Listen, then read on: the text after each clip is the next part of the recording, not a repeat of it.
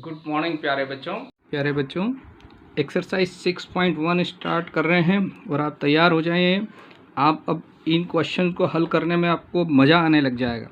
तो सबसे पहले क्वेश्चन नंबर फर्स्ट ले रहे हैं और क्वेश्चन जैसे ही आप पढ़ेंगे तो आपको ऐसा लगेगा कि इसका आंसर तो हमको पता है। तो देखिए, in figure A B and C D two lines intersect at O, यानी एक लाइन ए बी लाइन है बच्चों, लाइन स्ट्रेट लाइन, और सी डी ये दो स्ट्रेट लाइन एक दूसरे को इंटरसेक्ट कर रही। तो देखो बच्चों, दो लाइन इंटरसेक्ट कर रही है तो ये वाला एंगल कौन सा, बी ओ डी, और सी ओ ए या ए ओ सी, ये कौन से एंगल कहलाएंगे आप बता सकते हैं? वर्टिकली अपोजिट एंगल, आपको पता है यार, हम पढ़ चुके हैं और पहले प्रीवियस क्लासेस में भी आपको। तो ये दोनों बराबर होंगे, ठीक। If A O C plus B O E, A O C plus B O E means ये वाला एंगल, ये एंगल प्लस ये, इन दोनों एंगल का सम कितना दिया है? 70 डिग्री। और दिया है बी ओ डी 40 डिग्री, ये आपको 40 डिग्री दिया है बच्चों। ये 40 तो आपका ये 40 हो जाएगा, ठीक है।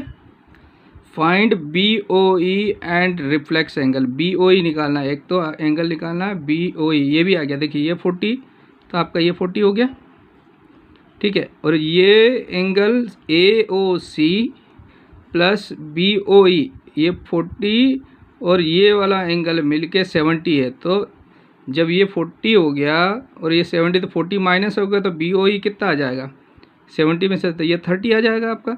तो आपका आंसर लगभग यहाँ आ चुका है, ठीक। एक आंसर निकाल लिया आपने। अब सी ओ ई निकालना है और उसका रिफ्लेक्स। तो सी ओ ई कैसे निकालेंगे बच्चों? इन तीनों का सम कितना होता है? 180। ये दोनों मिलके कितने हो गए? 70। तो 180 में से 70 जाएगा तो ये कितना बच जाएगा? 110 बच जाएगा। और 110 रिफ्लेक्स एंगल नहीं है, तो रिफ्लेक्स निकालने के लिए क्या करना पड़ता है? 360 में से माइनस करना पड़ेगा। तो 110 को 360 में से माइनस कर देंगे तो 250 आपका रिक्वायर्ड आंसर हुआ। अब हम इसको सिस्टेमेटिक नोट कर लेते हैं।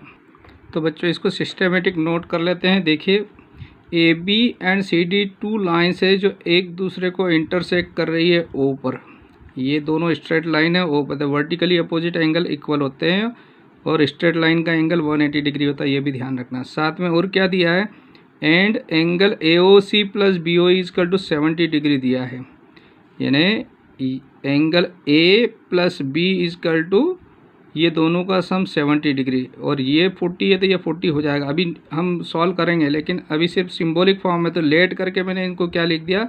ए बी सी और डी नाम दे दिए इनको, है ना। आप भी दे देना तो हल करने में आसान रहेगा हमको। तो यहाँ से ए प्लस बी इजकल टू 70 हो गया बच्चों। बी ओ डी कितना दिया है? 40 डिग्री। तो बी ओ डी को मैंने डी बराबर 40 लिख दिया। अब डी 40 है तो ए भी 40 होगा। तो यहाँ से लिख दिया हमने बच्चों डी इजकल टू ए इसका, और डी 40 है तो ए भी 40 हो गया। यहाँ से ये कौन सी प्रॉपर्टी से मिल गया बच्चों? बाय वर्टिकली अपोजिट एंगल, ठीक है।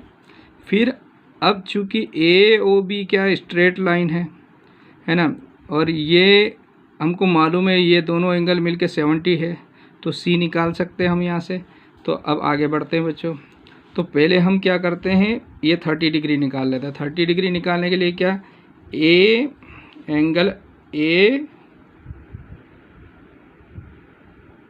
ए प्लस बी इजकल टू कितना है? 70 डिग्री। और A by vertically opposite angle से 40 डिग्री मिला हुआ है हमको। तो ए की जगह हमने 40 डिग्री नोट कर दिया बच्चों यहाँ पे। तो बी का वैल्यू कितना आ गया हमारे पास? 30 डिग्री। और बी निकालना था आपको, उसने पूछा था बी ओ ई निकालिए। तो बी ओ ई या ई ओ बी दोनों में से कुछ भी लिख सकते हैं। तो ये भी एक हमारा रिक्वायर्ड आंसर हो गया, ठीक। फिर आपको एंगल सी निकालना और इसका रिफ्लेक्स निकालना। तो सी निकालने के लिए क्या लिखा? Angle A plus C plus B, यानी एक लाइन के ऊपर है ये तीनों एंगल। इधर ये ए सी बी मिलके 180 है। तो हमने लाइन पे, चूँकि स्ट्रेट लाइन है तो 180 डिग्री होगा सम। तो यहाँ पर ए का मान 40 है, बी का मान 30 है यहाँ पे, है ना। तो ए का मान 40 है, बी का मान 30 है।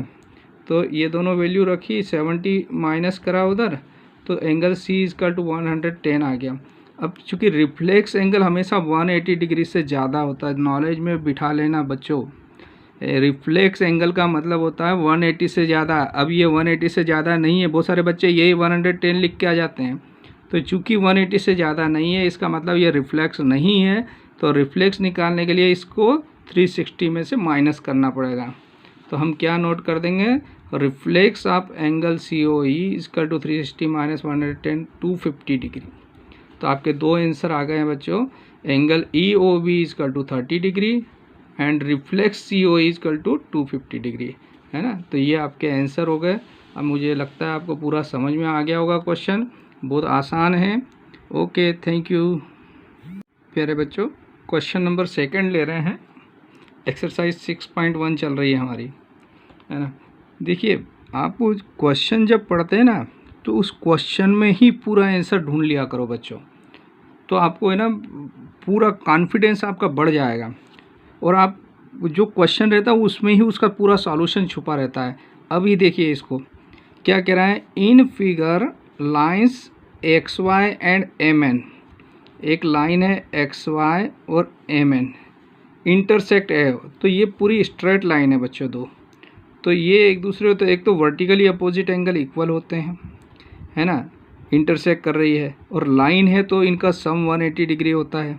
इन तीनों का सम भी 180 डिग्री होगा बच्चों, इनका सम भी बी प्लस सी भी 180 होगा। ये 90 डिग्री है, आपको मालूम है। इसको कुछ नाम दे देंगे हम, एंगल 1 नाम दे देंगे, ए बी सी डी नाम दे दिया, मान लो मैंने इसको क्या दे दिया बच्चों, डी नाम दे दिया।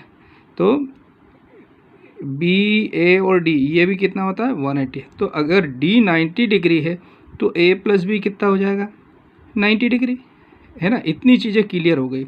अब P O Y means P O Y, ये एंगल डी 90 डिग्री दिया है, तो ओबियसली क्या हो जाएगा, A plus B is equal to 90 degree. अब ए और बी का रेशो दिया बच्चों 2:3, तो सी निकालना। तो ए प्लस बी का रेशो दिया है तो 2:3, तो रेशो से हम क्या करेंगे, चूँकि इन दोनों का सम कितना है 90 डिग्री, तो 2x और 3x इसको एंगल में चेंज कर लेंगे। तो 2x plus 3x is equal to 90 हो जाएगा, यानी 5x इजकल टू 90। तो 90 को 5 से डिवाइड कर देंगे, b का वैल्यू आ जाएगा, b का वैल्यू आ जाएगा तो ये दोनों मिलके 180 होता है, तो c का वैल्यू आ जाएगा। तो इतना क्वेश्चन है, क्वेश्चन में ही अगर आप पूरा समझ लेंगे तो आपका 2 मिनट में क्वेश्चन सॉल्व हो जाएगा बच्चों। तो देखते हैं। तो बच्चों हमने क्या नोट कर लिया, जैसा उसने दिया वही नोट कर दिया। एक्स वाई और एम एन 2 लाइन से इंटरसेक्ट कर रही है ओ पर, angle P O Y is equal to 90 degree दिया। तो पी ओ वाई 90 है तो ए प्लस बी 90 हो जाएगा, चूँकि एक्स वो वाई क्या है, लाइन है, स्ट्रेट लाइन का सम कितना होता है 180। तो ये 90 है तो ये दोनों मिलके भी 90, और इसको हम क्या नाम दे देंगे, नंबर 1 बच्चों, इसको फर्स्ट दे दिया। फिर आगे दिया ए रेशो बी इजकल टू 2:3।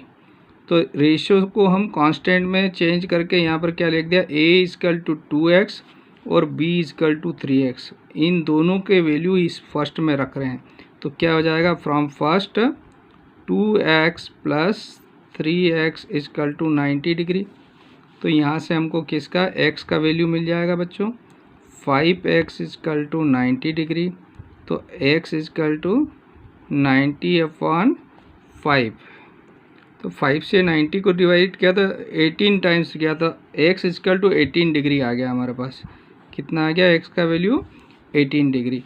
तो ये x का वैल्यू इन a और b में रख देते हैं तो इनके एंगल मालूम हो जाएगा। So therefore a is equal to कितना हो जाएगा बच्चों, a इजकल टू हमने लिख दिया 2x है ना, तो 2 इंटू 18 तो 36 डिग्री, और b इजकल टू 3x है बच्चों, 3 इंटू 18 तो ये 54 डिग्री आ गया बच्चों, है ना।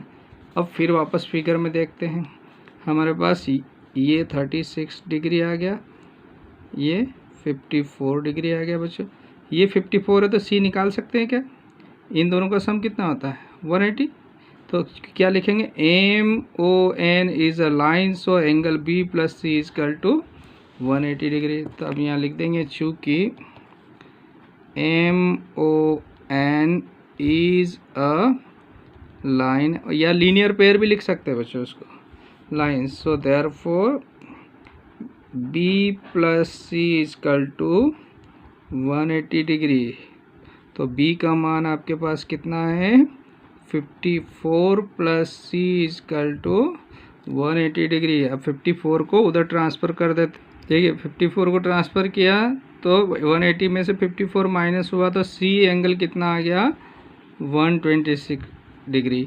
तो हमको एंगल सी निकालना था, तो यही आपका रिक्वायर्ड आंसर।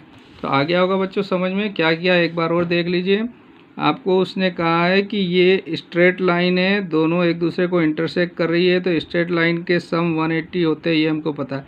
और ये 90 डिग्री दिया है, तो ये दोनों मिलके 90 हो जाएंगे बच्चों। A plus B is equal to 90 degree हो गया, A plus B is equal to 90 degree हो गया। अब यहाँ से ये ए और बी का रेशो 2:3 दिया, तो 2x और 3x एंगल में चेंज कर लिया हमने, और इन दोनों को इक्वेशन में 1 में रख दिया। तो x इजकल टू कितना आ गया 18 डिग्री। ये x का वैल्यू यहाँ पर रख दिया, a और b का वैल्यू आ गया। अब चूंकि b का वैल्यू आ गया तो b plus C 180 degree by linear pair या स्ट्रेट लाइन से, तो एंगल c इजकल टू कितना आ गया बच्चों आपका 126 डिग्री, है ना। तो यही हमारा रिक्वायर्ड आंसर है। Okay, thank you.